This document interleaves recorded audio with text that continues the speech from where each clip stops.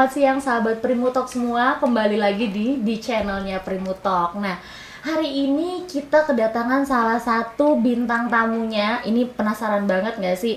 Mas Didi Prasetyo. Nah, hari ini kita akan membahas mengenai radiologi di rumah sakit. Itu apa ya? Nanti kita akan tanya-tanya di sama Mas Didi.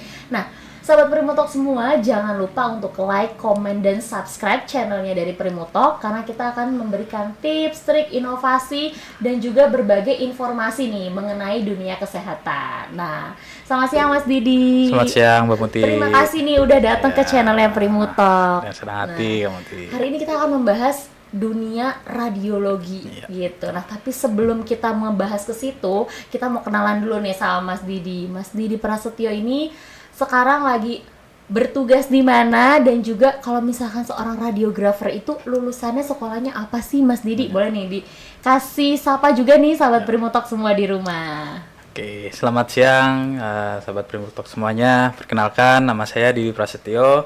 Saya lulusan dari Politeknik Kesehatan Kemenkes Jakarta 2. Lulusan tahun 2011 dengan jurusan radiologi. Saat ini saya bertugas di Rumah Sakit Primaya Hospital Bekasi Utara. Primaya Hospital Bekasi Utara. Oke, sebagai salah satu radiografer.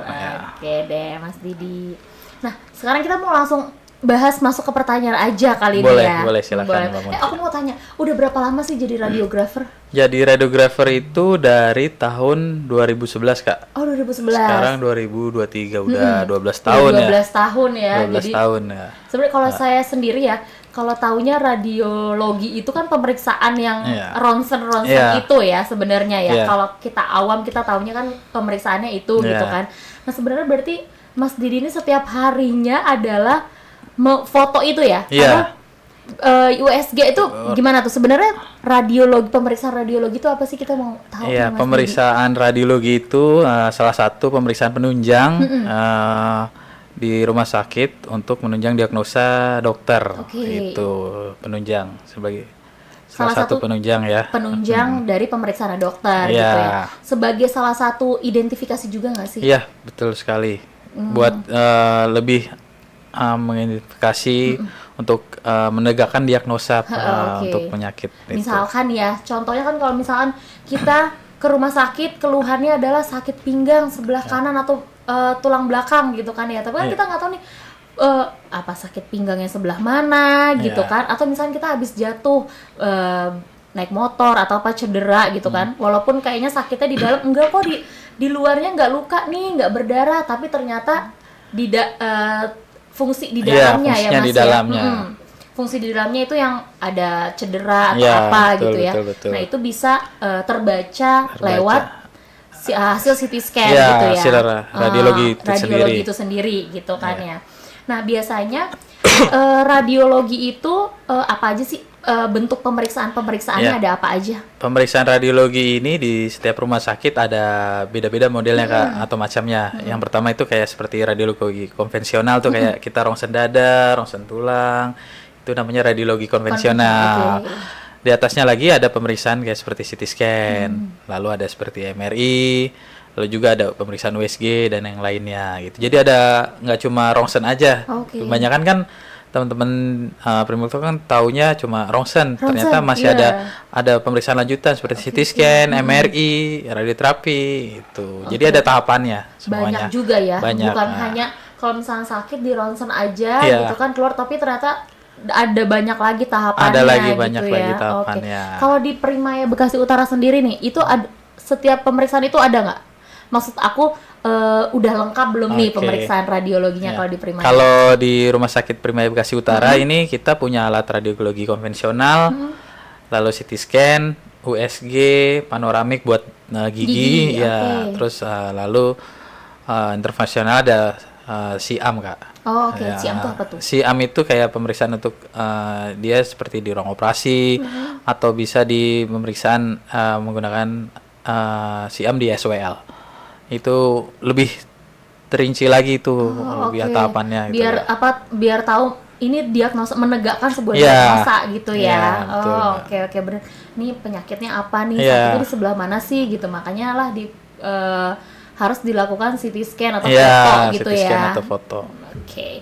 Nah, biasanya nih Mas, kalau misalkan persiapan apa sih yang harus dilakukan seseorang itu sebelum melakukan ronsen itu sendiri gitu? Kalau untuk persiapan radiologi konvensional itu kita misalkan mau rongsen dada, itu biasanya pasien kita anjurkan ganti pakaian. Oke. Soalnya pasien kan ada pakai bagian logam Oh, iya, atau iya, iya. merek pakaiannya itu bisa kecetak waktu saat di rongsen, makanya kita anjurkan untuk ganti pakaiannya. Oke, Lagi oke. kalau perempuan, misalkan dia masih pakai bra, kita suruh ganti pakaiannya lepas branya gitu. Oh, makanya kalau misalnya kita lagi mau foto ronsen itu Iya. sendiri ya harus apa? Nggak boleh ada jam tangan, coba Iya, dilepas dulu gitu dulu. kan. Kalau misalnya pakai cincin atau apa Iya. itu dilepas gitu ya. Iya. Oke, karena nah aku juga penasaran banget nih. Berarti kerja di ruangan CT scan atau radiologi itu ada radiasinya nggak sih? Ada, Kak. Ada ya. Ada, Mbak. Nah itu berpengaruh nggak sama kesehatan gitu? Kalau dari Mas Didi sendiri? Kalau efek dari radiasi itu sebenarnya ada, Pasti ada, pasti ya. ada. Cuma nggak langsung saat itu juga. Itu efek radiasinya itu akan lama, Kak. Ibaratnya 1 tahun, 2 tahun itu ada efek radiasinya. Tapi kita sebagai radiografer itu semuanya pasti tahu. Maksudnya untuk proteksi ke diri kita, oke. ke diri pasien, atau ke lingkungan itu semuanya harus terproteksi. Jadinya kita tahu batas-batasannya untuk Iya, radiasinya jadi itu sendiri. kita memberikan pelayanan kepada pasien, Iya. tapi di diri kita juga harus tetap dijaga Iya, gitu betul, ya, Mbak. keselamatannya. Iya, Jadi ya betul. kan, nah hampir setiap hari gitu kan Iya. bacain foto ronsennya Iya. pasien gitu kan, Iya. terus masuk ke ruangan yang memang ada radiasinya, Radiasinya. gitu kan. Berarti dari perlindungan tubuh gitu ya, pasti ada gitu Pasti alatnya ya. ada alatnya. Salah satunya itu saya penasaran dari Oh tadi iya, tuh. ini ya. Bukan cuma ID card, tapi Mas Didi ada bentuk itu tuh apa sih? Iya, Aku penasaran ini gitu. salah satu alat proteksi untuk petugas radiologi. Oh, oke, Ini oke. bisa singkatannya TLD. TLD ini berfungsi untuk melihat dosis kita yang kita terima standar nggak sih? Ada batasannya. Kita biasanya per 3 bulan sekali itu dibaca di laboratorium. Nanti di situ ada kelihatan hasilnya, Mbak. Hasilnya normal atau abnormal. Kalau misalkan ada batasannya, kalau misalkan melebihi batas, kita juga ada aturannya seperti kayak istirahat dulu, check up lagi, Oh, masih gitu berkelanjutannya, masih panjang. Kita pokoknya harus menjaga proteksi Itu berarti diri kita. sebagai proteksi Iya. dari radiografer Sendiri. gitu ya. Jadi memang Betul. ada, kalau misalkan memang dilihatnya tingkatnya kayak udah tinggi banget nih Iya. gitu kan, ada radiasi atau apa di tubuh, Iya, itu berarti betul. harus medical check up Iya, lagi harus medical gitu check ya. lagi, betul. Oke, itu makanya saya penasaran, kok selain ID card ada lagi tuh yang digantung Iya. gitu kan. Nah, aku mau tanya juga nih, Iya. sebenarnya apa sih bedanya? Ada nggak sih bedanya ronsen dan juga CT scan? Beda, Beda? Mbak. Oh, Beda. oke. Kalau rongsen itu bisa untuk melihat dari satu sisi aja.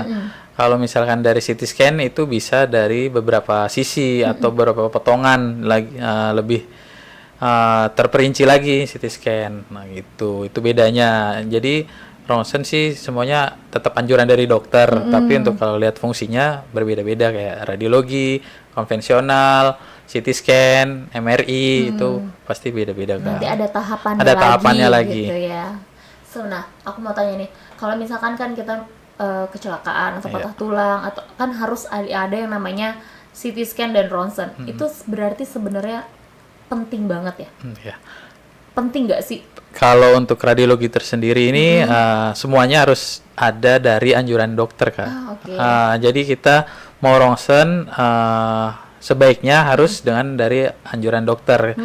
Jadi nggak bisa nih kita dengan keluhan sakit kepala tiba-tiba Iya, iya. mau rongsen atau radiologi itu tanpa ke dokter dulu, sebenarnya nggak bagus sih. Baiknya sih ke dokter dulu biar konsultasi dulu. gitu ya, biar dokter tahu Iya, ya. biar lebih tepatnya dianjurkan nama dokter tuh, kamu rongsen ini ya, ini ya, gitu. Jadi jangan tiba-tiba ke rumah sakit cuma pinggang sakit atau apa terus minta di ronsen dong, ternyata nggak bisa. Iya, nggak seperti bisa itu langsung ya. seperti itu juga. Jadi memang harus tetap sesuai dengan anjuran Ya, dokter gitu betul. kan.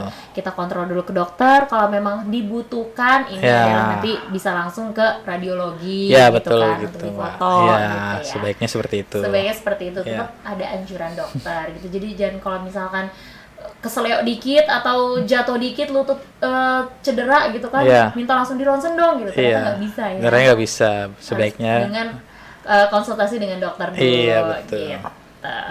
Nah, Mas Didi terakhir nih ya.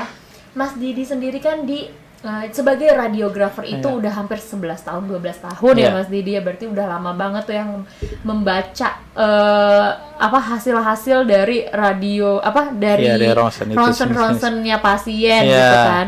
Nah, aku mau tanya nih, ketika COVID kemarin, nah itu yang menjadi pembedanya nih kan pasti kalau pasien COVID itu ada pemeriksaan penunjang Ada, juga nggak sih ada. radiologi itu? Iya. Nah itu yang membedakannya mereka tuh apa? Pasien dengan yang tidak terkena COVID dengan yang COVID gitu. Iya. Waktu pandemi kemarin itu benar-benar nggak cuma dokter, perawat, kita pun sibuk ya Iya, untuk radiologi itu sendiri. Sebagai penunjang juga sibuk banget untuk ronsen sana sini. Perbedaannya kemarin ya kita ronsen harus menambah proteksi sendiri pakai hazmat segala macam, lalu sebisa mungkin jangan banyak kontak dengan pasien, Iya, itu iya, harus dari jauh. Itu emang perbedaannya sendiri sih kemarin pandemi ya. Itu aduh benar-benar hektik dah semua Bener. radiologi. Apalagi kan kalau misalkan jadi radiografer sendiri kan sudah pakai alat baju yang Iya, tebal berat gitu udah kan, pakai terus ditambah apron. lagi dengan Iya, hazmat dan hazmat APD itu. lengkap gitu kan, itu gerah banget ya pasti. Itu pasti gerah banget Mbak. Dan aduh susah bernafas juga kita Iya, ya kan. benar. Tapi yang namanya tugas harus tetap dijalanin. Iya, harus jalani gitu itu ya. dengan ikhlas. Nah, dengan Iya. ikhlas, benar Iya. banget itu. Nah, Mas Didi, boleh dong aku dan juga sahabat Primotalk semua di rumah nih, yang misalkan ada adik-adik yang mau jadi radiografer gitu kan, atau terjun di dunia kesehatan, kasih dong tips triknya nih gimana, Iya. Mas Didi? Kalau waktu kuliah dulu mungkin belum banyak peminatnya. Kalau sekarang ini banyak peminatnya. Itu banyak tempat-tempat universitas atau tempat kuliah yang negeri ataupun mau swasta itu ada di Jakarta, Karena Bekasi. kita taunya kalau misalkan sebenarnya radiografer itu apa sih, sama nggak sih sama perawat? Gitu. Iya. Ternyata beda ya. Beda lagi Kak. Itu bisa kuliahnya banyak, lalu kuliahnya juga seru, belajar dengan kesehatan tulang-tulang. Tulang-tulang. Iya, itu menurut saya sih ya seru aja, maksudnya nggak cuma pencet tombol, kita Iya, tahu-taunya kan cuma pencet tombol ronsen, ternyata Foto gitu iya ya. foto. Ya taunya belajarnya juga rumit gitu. Ya itu Dan- buat Dan apa bisa lebih tahu dari maksud aku sebelum dokter membaca, oh udah tahu nih sedikitnya gitu kan, Iya. ketika pasien difoto, oh indikasinya ini gitu ya. betul Mbak. Jadi buat adik-adik yang mau kuliah atau mau belajar tentang radiologi, kuliahnya banyak di Jabodetabek. Terus waktu kuliah kalian harus semangat, terus belajar dengan giat. Apalagi pada saat praktek itu beda banget sama teorinya. Itu harus benar-benar belajar, harus tekun agar bisa ilmunya nyampe ke diri kita. Terus kita salurkan kepada pasien atau waktu saat bekerja atau saat praktek itu PKL. Oke, siap. Jadi pokoknya ya adik-adik semua di rumah, sahabat Primotalk semua yang punya kerabat yang mau jadi radiografer ini nanti akan seperti Mas Didi kerja di rumah sakit gitu kan. Ya walaupun memang namanya pekerjaan ada plus minusnya ya Mas ya, betul, tapi Mbak.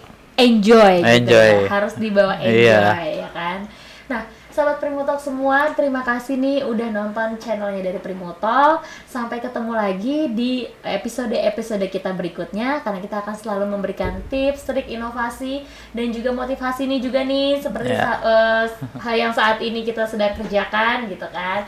Nah, terima kasih banyak Mas Didi Ya, udah main ke Nasrati. channelnya Primotalk. Mbak Muti. Sampai kita ketemu lagi Ya, baik. dan sahabat Primotalk semua, salam prima bermutu. Selamat siang, dadah.